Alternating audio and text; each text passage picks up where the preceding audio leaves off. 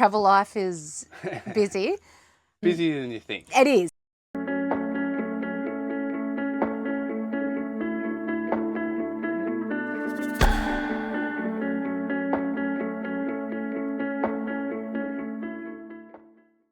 G'day Big Lap Bible, I'm Michael. Hi, and I'm Brooke. And we're a travelling family of 4 with our 2 daughters, originally from Melbourne, Victoria. So I think we've been travelling for about 19 months now, with a 3-month stint working. Yeah, we're down in Dunsborough. We've got a job working down at the Caravan park and put the girls into school, which they loved and enjoyed. Yeah, so a little bit about us. We have built and sold a couple of houses, and I think it came to a moment in time where we reached our goal house, as you would say it, and dream home. And we were just working, doing the grind, 9 to 5. Girls are in school. Yeah. And we're working long hours, and we just thought, this is not. Yeah, there's got to be more to it. This is not how we want to raise our girls. I felt like I barely saw the girls. Yeah, I was working in construction, installing fire protection in what they call the concrete jungle back in Melbourne, and yeah, I was keen for a bit of a change. So I'm actually a primary school teacher, well, almost. I'm on my last year. Well, I've been on my last year for the last 2 years because travel life is busy. It's busier than you think. It is. It's really fast paced, actually. Well, depends. There's always something to do, something to fix, something to clean. Yeah.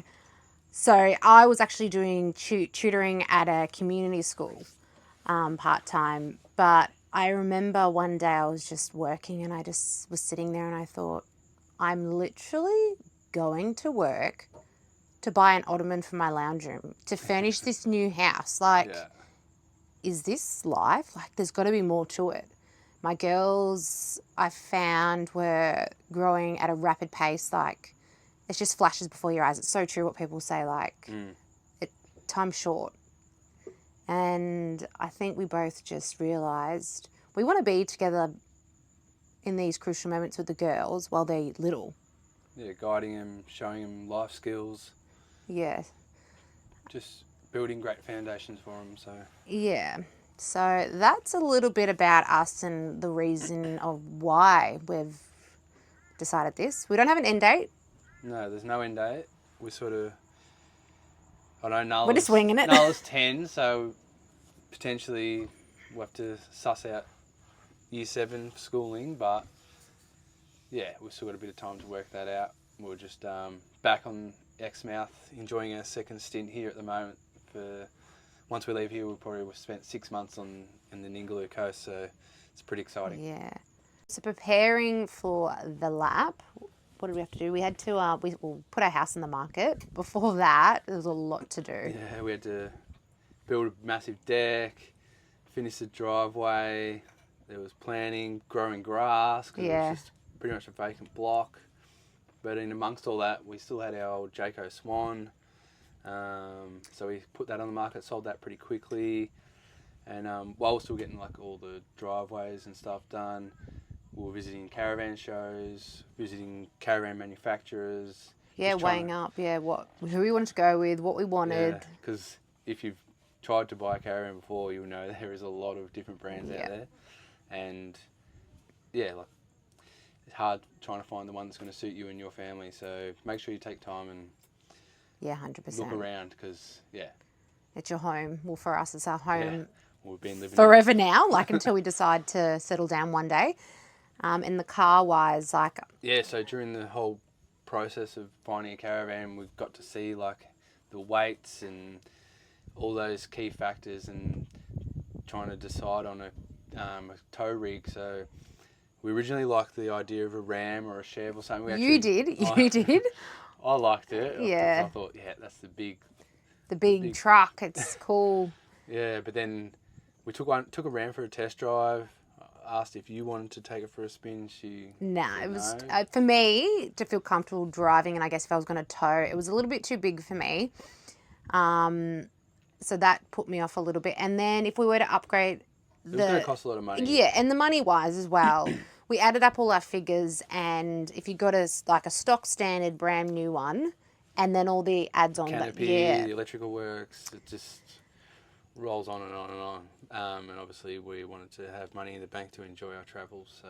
And yeah, for settling down, when we do. So turned our eye to the LandCruiser 200 series, and we wanted to find one that already had GVM, GCM upgrades and suited our Caravan, because we've got 4-ton suspension and 4.5-ton chassis on our Yonder. So we actually found one that was probably... a previous travel family, which is like perfect for us because it was all set up, from our house. So it's worked out to a T pretty much. And it had all the GVM, GCM upgrades and 4-ton towing capacity. Fridge.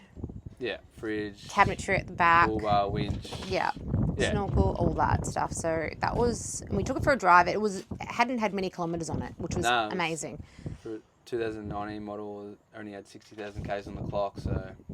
And then again, we weighed up all the pricing with that if we were to buy a brand new one, and... We're on a time limit as well. Yeah, we were on a time limit as well because we wanted to... By that stage. Yeah, we didn't want to have time between selling the house, buying the having the Caravan and taking off. We didn't want a bit in the middle where we'd have to rent somewhere or find somewhere to live. So luckily, it was just by luck. It's meant to be for me, I believe. Yeah, we worked in with Yonder. We actually bought a 22-foot Yonder Wanderer and custom built that to suit us and our needs. And they were great to work with. Quick turnaround time, surprisingly, because a lot of places were like... Over 12 months.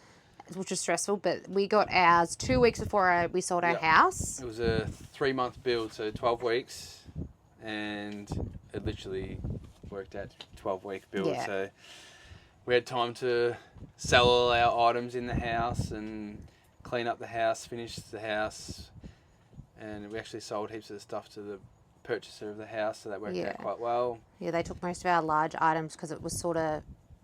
The items in our house were sort of fitted to each room, sort of like our dining room and our couch and all, so they took all that off our hands, which was amazing. So our big ticket items, we kept didn't... some keepsake stuff and a few boxes at my parents' house, but other than that, we haven't got many ties back at our home area. So. I don't know if you call it home anymore. We've both decided definitely... We probably won't end up back in Melbourne. Yeah, nah, not Melbourne anymore. It's not our home anymore. Nah. So the car, that was good as well because we sold my car. Yep. Got our other car straight up. So I was driving that around for about... Getting used to it. 2 months. Crashed it.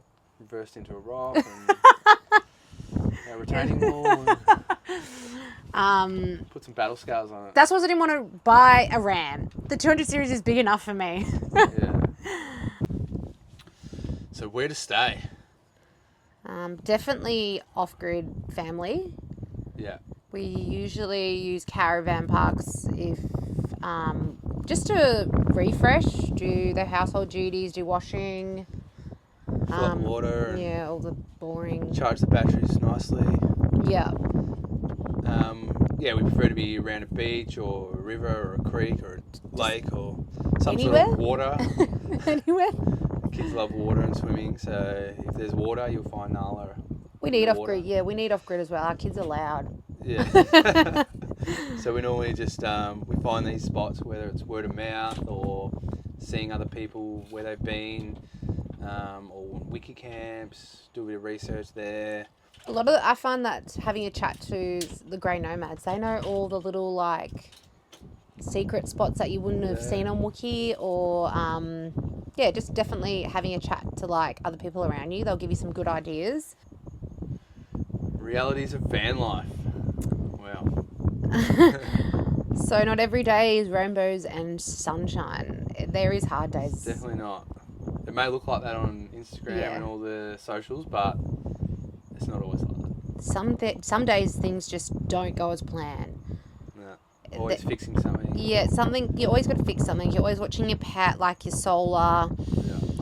I'm a bit of a solar Nazi. Yeah, that's his main Watching job. the battery go down. Up and down. I'm like, can you not? You're stressing me out. So travelling with kids, we've got 2 daughters, Nala and Demi, 10 and 7. And Brooke being studying, almost finished for a primary teaching degree. She's taken the reins on. It's harder than running schooling. It's harder than running a whole classroom. You know, to your own kids that say, "Nah, I don't want to do schooling today," and there is times where you're like, you know what? Do we bother? Because they are learning. Yeah, like we were travelling with another couple of families, and Brooke was doing some teaching with them, and you could see it's so much easier teaching other people's kids than your own kids. So that is a big struggle. Yeah. Is getting your kids to be in the zone and just focusing on the task at hand. Yeah. And instead of looking at the waves or waiting for the glass off so we can go out in the boat or. Yeah. So we don't precisely have a structure of schooling. If it's a travel day, I will nut out an hour in the car with them, and then if it's a windy day, we'll do an hour here. But I do aim to get at least 3 to 4 sessions, about an hour session with the girls, and that's just basic like English and math, and it's just keeping them up with their reading, their spelling, general maths, because otherwise they are learning so much every day through every life skills experience, like life skills, socializing with other kids. Yeah. So we're not too much Nazis on that. I am cautious of keeping them up to level with their spelling and reading and all that, because when we do settle it will make it much more easier on them to jump back in. And when we did put them back into school, I was going to say that. they were right at level, which is great. It's good to know from the feedback from the teachers that they are where they should be, maybe a little bit of me, we're doing all right. Yeah, and I mean, all parents, it feels like a slog. And do you know what? Just be easy on yourself, because they're learning more than you think. 100%. And we had so many compliments from teachers saying they're so approachable, they can hold a conversation, and they're kids that actually know who they are. They're not following. Like adults can actually have a conversation with our kids. Yeah. So that's a bit of a pat on the shoulder moment for us. It's van life, everything we thought it would be. I thought I wouldn't enjoy it as much personally. I thought it'd be a lot harder. I thought I would miss having a home, but I can't imagine going back to a home at the moment. I get nervous about thinking about settling down somewhere. I like the change. I like to be busy, and that is van life. And you realise living in such a small environment, you don't need much. 5 rooms, 2 lounge rooms, all these bathrooms and toys. My shed full of tools and accessories and everything. Back to simple living. And I've always I like being a minimalist, but it's just even highlighted even more how much you don't need to be content. But what's something you couldn't live without? I do love the inverter. You got your coffee machine. I got my coffee machine. You have a coffee every morning. Coffee, because I used to buy my coffee every morning. Yeah, back home. Yeah. Back home, I love my coffee machine. Another thing I would say is, I didn't think I'd say it, but the tinny. At the moment, travel life of the tinny. Oh. Yeah. So I think it was December, right on Christmas of 23. We're up in Queensland, and just timing worked out well. And someone else was selling their tinny, another travelling family, and it happened to come off a 200 series as well. So it just literally bolted on. So it worked out. It didn't literally bolt on. It took you a whole day. We spent 6 hours taking it off his, taking our roof rack off, and vice versa. But at the end of the day, we came away with a tinny, and it has opened up our travel experiences through the roof. So places you wouldn't imagine, and the fishing, the snorkeling, visiting islands, and we don't have really many things we can't live without, because there's not many things we have. If we're around water, the tinny's off, and we're searching for something to do with it. So What's something you couldn't live without in the van besides the tinny? What would you pick? I know. What? The TV? I'm an AFL fanatic, so just to watch the games. Always, Starlink. Got the Starlink on, watching the footy. It's just we're glamping, guys. Blood, so. I feel like we're glamping. We're cheating it. So you'll catch me after hours watching some footy, sitting there. So that's me. Yeah. All right, so into the juicy stuff now. Budget.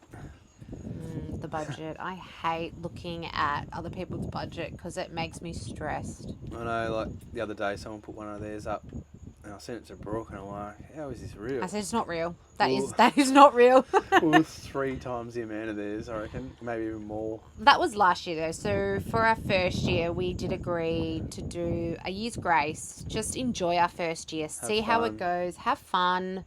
If we want to go to a brewery, because there's lots of breweries, we'll do it. If we want to go to a pub meal, we will. Someone invites us out, we're like, hell yeah, we're going. And then we did come to a point where we're like, should we do a little stint of work? Well, it's peak season. Yeah, we called it our off season. Yeah, peak season for everyone else, our off season, which was amazing because you didn't have to be in all the busy places. Pre-book accommodation. Everyone's on holidays. We just buckled down and worked, put some money back in the bank before we got to a point where we're like, oh, we're really eating into our savings where we are going to start stressing a bit. So we did that for about 3 to 4 months. Yeah. Put some money in the bank and back on the road now, second year.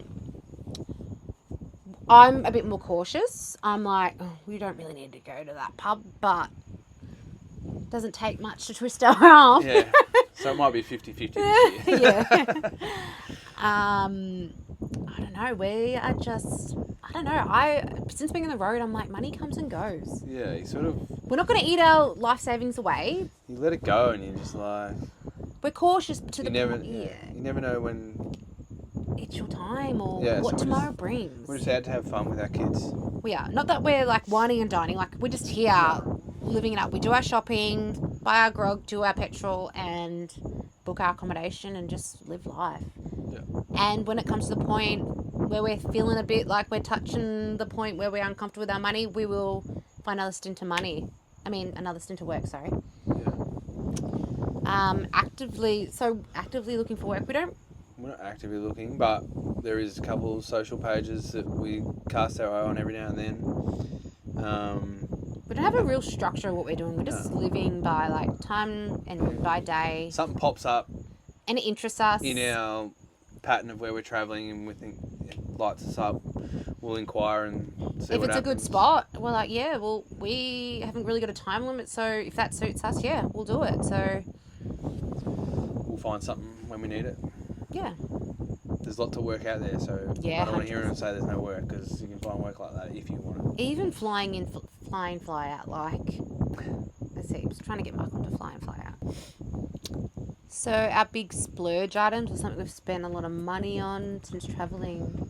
Probably a highlight when we were up in the Dampier Peninsula last year. We got the opportunity to do horizontal falls. Yeah. So you fly on a seaplane That was amazing. out to horizontal falls, and then you go in the jet boats and learn about everything up there. It was incredible. Such a good experience. We were lucky because we were travelling with like 3 or 4 families. Yeah, and they are like, some of them become our lifelong friends now. But we all decided we're going to do it. Yeah. So each parent went on day trip, did the horizontal falls, and we all babysat each other's vice versa. kids, and it was amazing. Yeah. If you have the opportunity to do it, I would recommend. I don't know if the kids would have had enjoyed it as much. They might have, but I think it was a great opportunity for us to have one-on-one time. Yeah, it was like a lunch on the boat. Enjoy something for us. Seaplane, like we would have taken up the whole seaplane if we had brought the kids. There's only like 5 seats on there. And you probably wouldn't have been able to have a nap. Yeah, I wouldn't be able to have my nap. She had a nap on the plane on the way back, so... Yeah. So horizontal falls, We did Rottnest Island, which was awesome. The kids had a ball. Yeah, kids love that. Did the hop on, hop off bus tour on that.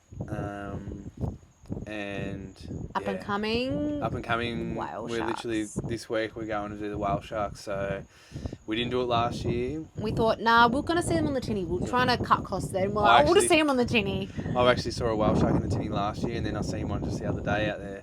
But I was by myself, so it was a bit hard to get in there with it. So we're all excited. Yeah, that was on our girls' bucket list. They were like, really want to do it, and we thought, you know what, like, let's do that. And we've heard it's an amazing experience. But other than that, I think every day is a bloody an experience. Like, you don't need to do. There's not many big splurges you really need to do. Like, you're just living it every day. You don't Every night watching the sunset. being on these amazing coasts. Yeah. It's an exciting lifestyle we're living. So Yeah, every day is amazing. Yeah. Got to be grateful. Advice for other lappers and people planning their lap and currently lapping, what would you say?